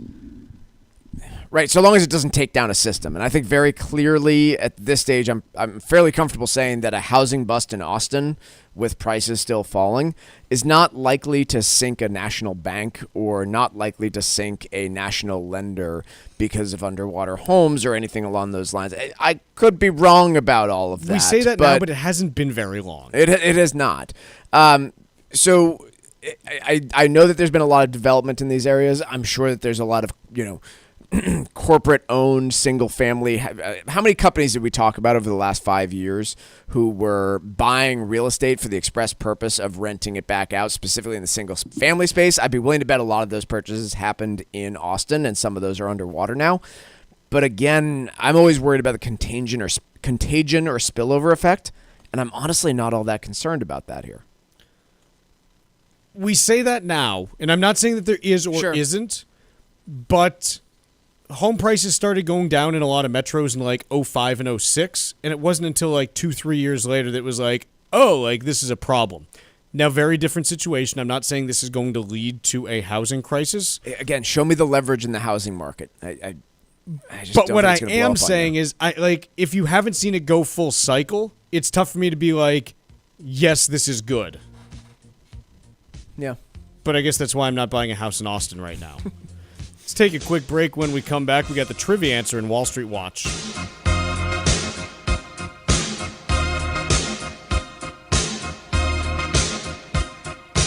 Bringing the latest financial news straight to your radio every day.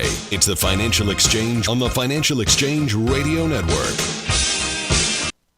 Hi, this is Mike Armstrong from the Armstrong Advisory Group. If you're approaching your 70s, you might be thinking about slowing it down, but the IRS is just getting started. Required minimum distributions, or RMDs, kick in starting at age 73. And if you were born in 1960 or later, that number jumps to 75. RMDs are more than just a box to check. They can impact your taxes, your income plan, and even what you leave to your heirs. If not done properly, it could mean big penalties, but getting them right might help keep your money working for you. Our latest guide, Understanding RMDs, breaks down how they work, when to take them, and strategies that may make them less of a tax headache and more of a financial opportunity. Request your copy today by calling 800-393-4001 or by visiting ArmstrongAdvisory.com. That number again is 800-393-4001 or ArmstrongAdvisory.com. The proceeding was paid for by Armstrong Advisory Group, a registered investment advisor. Nothing in the ad or in any Armstrong guide is specific financial, legal, or tax advice. Consult your own financial, tax, and estate planning advisors before making any investment decisions. Armstrong may contact you to offer investment advisory services. The U.S. Virgin Islands aren't just stunning, they're thriving and continue to be one of the hottest spots for vacationers in the Caribbean. New cruise port upgrades, better air connections, and a sharper focus on cultural experiences are putting the islands back on the map for travelers seeking something special. St. Thomas is your cruise hub, known for duty-free shopping in the world-famous Megan's Bay. St. John is pure escape with national park hikes, secluded beaches, and tropical tranquility. St. Croix brings the history with colonial architecture, old sugar mills, and vibrant coral reefs. Visit one island or all three and get plenty of pampering, undisturbed nature, and a vibe like no other, all jammed into one vacation. With easy travel from New England, no passport required, and no money to exchange, paradise is closer than you think. This fall, plan your getaway and fall naturally in rhythm with the heartbeat of the islands in America's Caribbean. Visit usvi.com and book your trip today. That's visitusvi.com.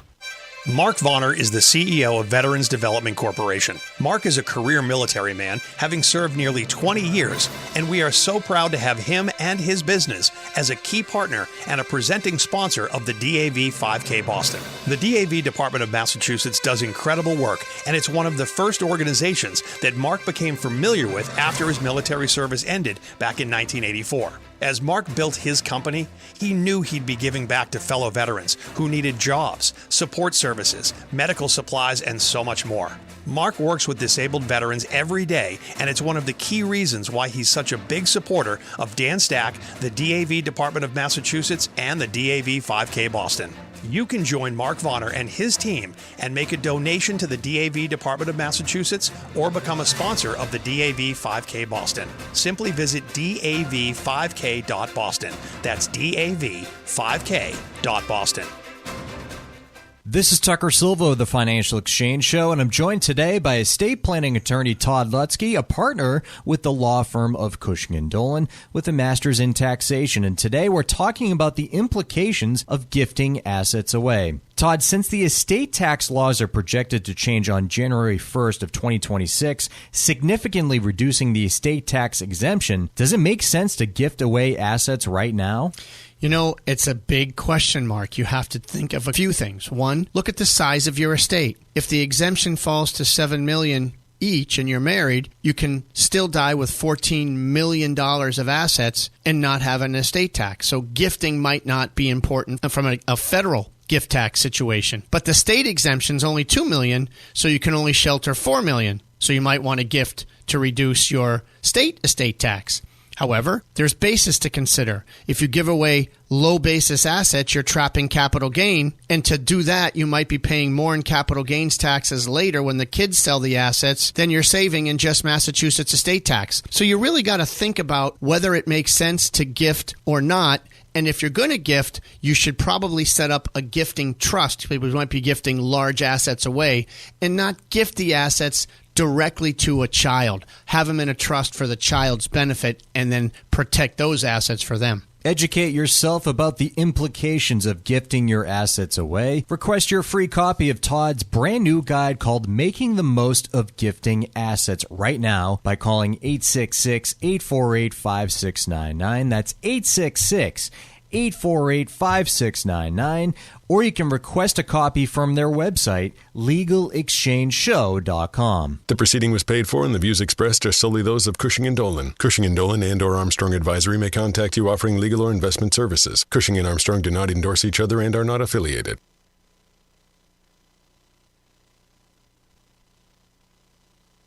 Time now for Wall Street Watch. A complete look at what's moving markets so far today, right here on the Financial Exchange Radio Network. Markets are in rally mode to begin the big week ahead as investors await a flurry of big tech earnings, a Fed meeting, and a pivotal meeting between President Trump and Chinese President Xi on Thursday. Right now, the Dow is up about 0.5% or 245 points. S&P 500 up nearly 1% or 65 points. NASDAQ up 1.6% or 373 points. Russell 2000 is up 0.25%. 10-year Treasury yield is up 2 basis points at 4.02%, and crude oil up about 0.5%, trading at $61.81 a barrel. Rare earth stocks, including MP Materials, Critical Metals, and USA Rare Earth, are seeing losses on the day after U.S. officials said they expect China to delay introducing export controls on critical minerals as part of a broader trade deal. Chip stocks, including NVIDIA, AMD, and others, are also seeing gains following optimistic comments from both the U.S. and China following trade talks over the weekend. NVIDIA up about 2%, while AMD shares are up modestly. Some breaking news from Qualcomm this morning after the chip maker announced that it will release new AI accelerator chips. Qualcomm shares are jumping 12% on that news. Meanwhile, shares in Keurig Dr. Pepper climbing over 7% after the beverage company beat third-quarter revenue forecasts and also raised its full-year guidance. Lululemon up by about 3% after the athletic apparel maker said it was partnering with the NFL and Fanatics to launch an apparel collection for all NFL teams. And for the earnings calendar this week, Visa and United Health will report tomorrow. Wednesday, Microsoft, Alphabet, Meta, and Caterpillar will report. Thursday, we have Apple, Amazon, and MasterCard. And on Friday, we'll see earnings from ExxonMobil and Chevron. I'm Tucker Silva, and that is Wall Street Watch. And in the previous segment, we asked you the trivia question. Before pumpkins, which root vegetable did the Irish and Scottish carve on Halloween? That would be turnips. John from New Bedford, Mass. is our winner today, taking home a Financial Exchange Show t-shirt. Congrats, John. We play trivia every day here in the Financial Exchange. See complete contest rules at financialexchangeshow.com. Ray Dalio says America is developing a dependency on the top 1% of workers while the bottom 60% are struggling and unproductive. I'm going to tie this also to a piece that's titled Affluent Retirees, or Affluent, you can take your pick, are spending more because of rising markets. What's the common thread here, Mike? So let's talk about that wealth effect first. There have been dozens of economic studies over the years to try and sort out like how much do people actually increase their spending when they get wealthier. And quite honestly, I'm not sure that there is a consensus other than studies have indicated anywhere from 2 to 15. One, studies have indicated that it does exist, right? People do spend more when they feel wealthier or when they are wealthier on paper. Sure. And two, the estimates run anywhere from 2 cents of additional spending for every dollar of wealth all the way up to like 15 cents of additional spending per dollar of wealth. And I would guess that it varies based on your home price versus your crypto wallet versus your 401k. But the effect does exist. And there's a claim here that for, retirees in particular, folks over the age of 60, that increases in spending come along by about 11 cents for every dollar of wealth, which again falls into that range that we had outlined. Sure. The point that Ray Dalio is making is watch out, because if that wealth effect reverses, then it could dramatically sink the economy, because that's where all of the increased spending is coming from. You have this baseline for the 99%, and then the growth is coming from that top 1%, or we've talked about the top 10%, and you can kind of take your pick there. It gets kind of, in business, you hear about the idea of the 80-20 rule, that, 80% of your sales happen from 20% of your customers. And the question that you run into is, look, depending on how concentrated your business is, hey, if one of those big customers walks away, how impacted is your business? To a certain extent, it's kind of the same argument being made about the economy, which is, you can technically grow an economy with a smaller portion of people driving the gains, but it creates two different problems. The first is, hey, if that smaller group falters, which it's easier if it's a smaller group for, something to uniformly affect that group. Just think of it this way. If you have 1,000 different people driving gains as opposed to 2, hey, if one of those 2 ends up, having something happen to them, it's a bigger impact than 1 out of 1,000. Yep. The other piece is, hey, as you concentrate more and more wealth, unfortunately, the thing that you do tend to see is social unrest. Generally, people are like, hey, why are all those rich guys doing whatever they can, and I'm, buying burritos on, credit? See the Massachusetts millionaires tax. Correct. Right? Like that is a common, backlash to that sense of unfairness. Well, that's that's even before you get to no, I'm going to vote all you people out, right, and change things even further. So I think that when we look at this, there are some real risks there, but it's also fair to say, look, they're just risks right now. Yep. They haven't actually materialized to this point because stocks have continued to move up. And generally, when you talk about, how the economy is behaving right now, it has not seen a real drop-off in consumer spending because of that yet. The other piece to me that is just, I think, distorted our view of this wealth effect is the recent history. The S&P 500 has returned 676% from 2010 through September of 2025. That's a 14% annualized gain and one of the best 15-year time periods we've ever seen in the stock market. Right, you're talking top 1% returns ever. And so for anyone that, was retiring close to this, they have this distorted view of how the next 15 years, I think, is likely to play out. And that's a real focus that I work on with, people that I'm working with in our day job. It's resetting those expectations, because people need to understand just how miraculously the stock market has performed over the course of the last decade and a half, right? There are so many investors today that have not been through what I would deem a real deep recession like 08 or 01 or one of those other big, prolonged periods of time. Sure. If you are approaching retirement and unsure of how to model out these scenarios, right? We're performing in the top 1% ever of 15-year stock market returns. How do I model out for the next 15 years if I'm heading to retirement or heading to that period of time where I'm going to start pulling more money out of my portfolio or maybe helping a kid or a grandkid out with their first home purchase? Give the folks at Armstrong Advisory Group a call. We will put numbers to paper to help you map this stuff out and make sure that the decisions that you are making are sustainable for your future. I know it's easy to kind of set it and forget it when markets are doing what they have done recently, but I'm here to tell you that that will not always be the case. The number's 800-393-4001. We have offices scattered throughout New England. Happy to sit down close to you, but take the first step and call at 800-393-4001. The proceeding was paid for by Armstrong Advisory Group, a registered investment advisor. Nothing in the ad or in any Armstrong guide is specific financial, legal, or tax advice. Consult your own financial, tax, and estate planning advisors before making any investment decisions. Armstrong may contact you to offer investment advisory services. Piece here from the Washington Post, as I see underlined twice by Tucker, just to make sure I got it this time. There's a reason electricity prices are rising, and it's not data centers.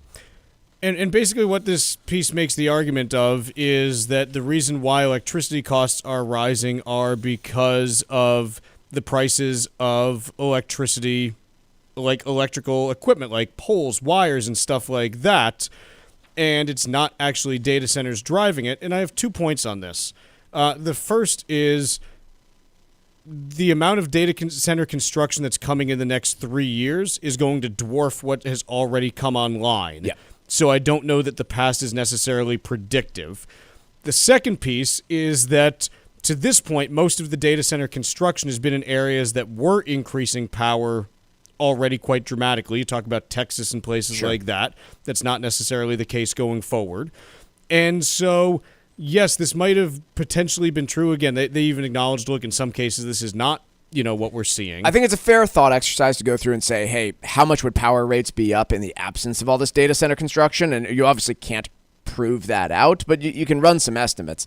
My main thing has been it's really difficult to see a scenario where prices moderate over the next 5 years because of more data. Demand is going to be huge. I think they also make a fair point that, hey, when researchers looked at a period of 2019 to 2024, states that saw much larger demand growth ended up seeing lower power prices than the rest of the country. And I think that's a fair perspective that if we get out 7 years from now and successfully build out these data centers and the capacity of the electricity to deliver it, then I think we might actually see those areas have moderating electricity costs, but it's going to take a long time to get there. But the piece I just keep coming back to is if you look at the total amount spent on data centers in the U.S. from 2019 through 2023, it's basically equivalent to what we're going to spend next year. Yeah.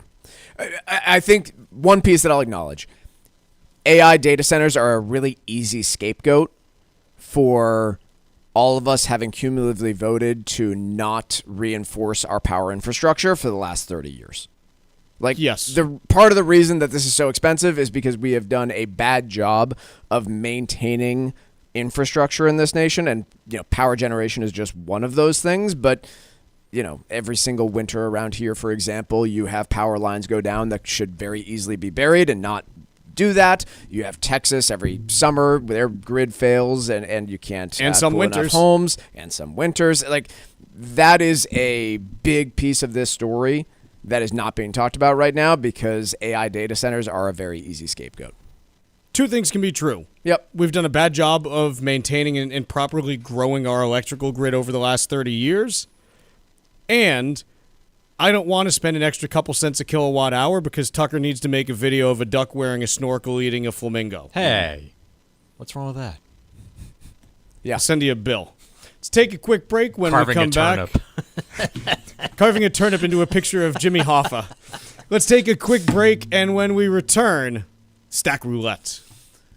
Hear the Financial Exchange every day from 11 to noon on SiriusXM's Business Radio Channel 132. Keep it here for the latest business and financial news and the trends on Wall Street. The Financial Exchange is now live on SiriusXM's Business Radio Channel 132. This is the Financial Exchange Radio Network. The U.S. Virgin Islands aren't just stunning, they're thriving and continue to be one of the hottest spots for vacationers in the Caribbean. New cruise port upgrades, better air connections, and a sharper focus on cultural experiences are putting the islands back on the map for travelers seeking something special. St. Thomas is your cruise hub, known for duty-free shopping and the world-famous Megan's Bay. St. John is pure escape with national park hikes, secluded beaches, and tropical tranquility. St. Croix brings the history with colonial architecture, old sugar mills, and vibrant coral reefs. Visit one island or all three and get plenty of pampering, undisturbed nature, and a vibe like no other, all jammed into one vacation. With easy travel from New England, no passport required, and no money to exchange, paradise is closer than you think. This fall, plan your getaway and fall naturally in rhythm with the heartbeat of the islands in America's Caribbean. Visit usvi.com and book your trip today. That's visitusvi.com. Cushing & Dolan want to help you avoid costly mistakes when it comes to gifting assets to your children. Their brand new guide, Making the Most of Gifting Assets, shares crucial strategies to help you protect your legacy and your family. Many people think gifting is always a good thing, but if it's done the wrong way, it can create real headaches. Even well-intentioned gifts can cause complications if your children are dealing with financial pressure or legal issues like a divorce. The guide also explains how a major gift, like a home or vacation property, could come with hidden tax consequences that may impact your entire estate plan. Before you make any big moves, arm yourself with the facts in this new guide from Cushing & Dolan. Call 866-848-5699 right now to get your copy. That's 866-848-5699. Or request it online at LegalExchangeShow.com. That's LegalExchangeShow.com. The proceeding was paid for and the views expressed are solely those of Cushing & Dolan. Cushing & Dolan and or Armstrong Advisory may contact you offering legal or investment services. Cushing & Dolan and Armstrong Advisory do not endorse each other and are not affiliated. Hi, this is Mike Armstrong from the Armstrong Advisory Group. Turning 70 isn't just another birthday. It's when the clock starts ticking on your retirement withdrawals. At age 73 or at age 75 if you were born in 1960 or later, you need to start withdrawing money from your IRA. They're called required minimum distributions, and missing one can mean big penalties. Taking the RMDs at the wrong time can also spike your tax bill. Even the type of account matters, since your IRA and 401k follow different rules, which could get confusing fast. Our new guide is called Understanding Required Minimum Distributions.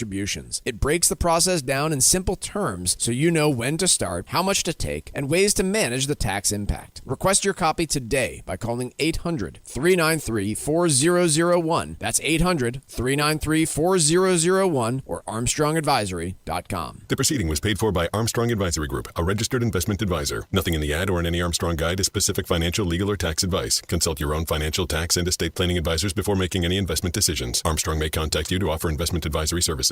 Hey, listen, are you a 50-year-old person looking for term life insurance? Then you need to talk to Bob. Bob specializes in helping people find $1 million or more of term life insurance for a couple of $100 a month. Look, you need to know there's a price war in the term life insurance business, and you may be paying too much. Call Bob, and he'll shop and see how much money he can save you. Look, this could be the last term life insurance policy you ever have. Your rates are guaranteed for the next 20 years. That's right, guaranteed level rates for the next 20 years. And if you're a smoker or your health is not perfect, Bob has great rates for you too. So for $1 million of term life insurance coverage for a couple of $100 a month, call Bob right now. 800-965-7987. 800-965-7987. 800-965-7987. That's 800-965-7987. Paid for by Term Direct.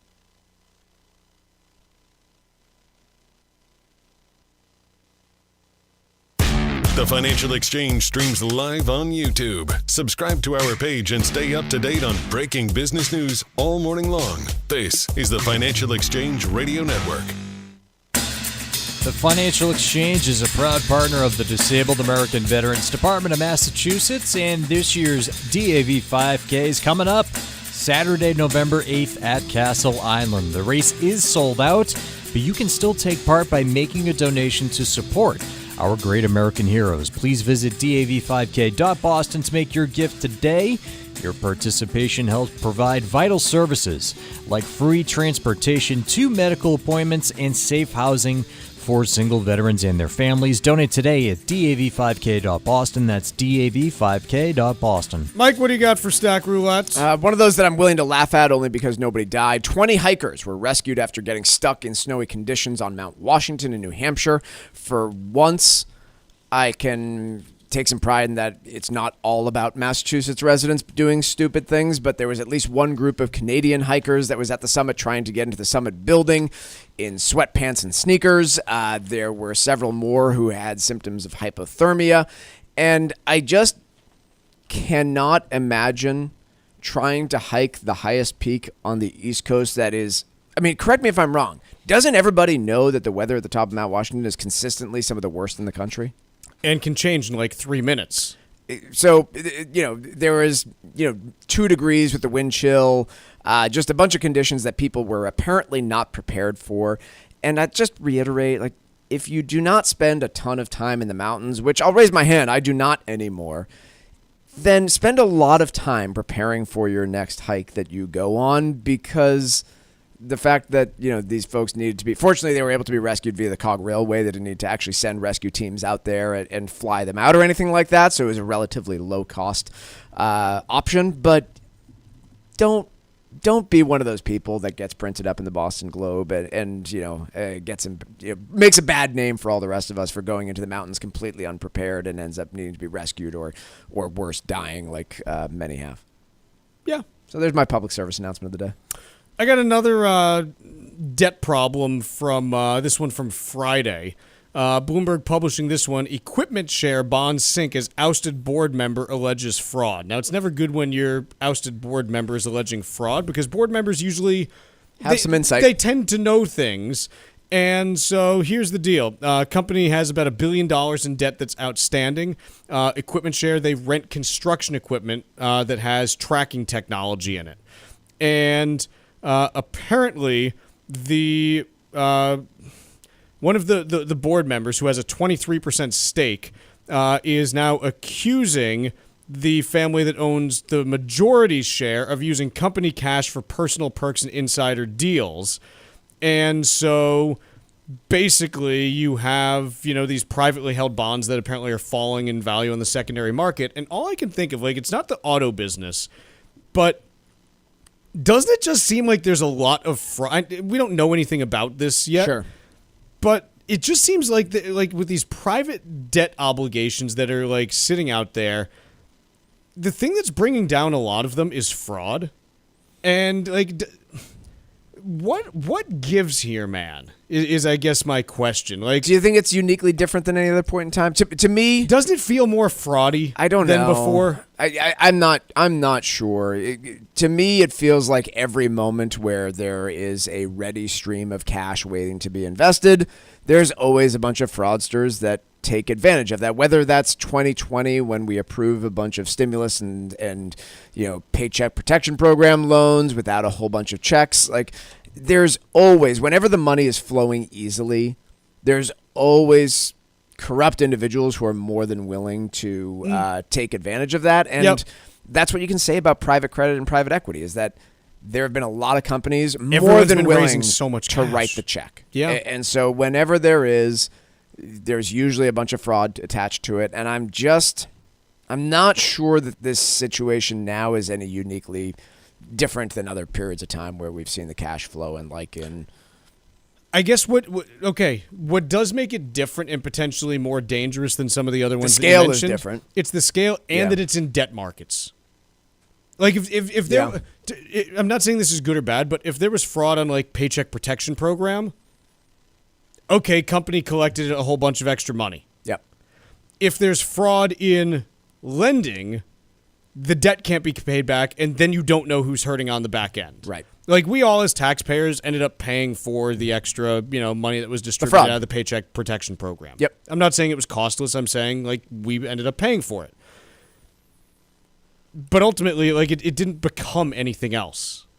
Right. You didn't have it boil over to banks because banks weren't involved. This is you're looking at it. It's okay, if there's enough problems in private credit, then you've got the holders of that debt that are then sitting there saying, I have obligations I need to pay for, and I might not be able to. Yeah, I go back to what we talked about recently, which is we don't yet know if this is an issue. It rings pretty similar to other the bank failure of spring 2020.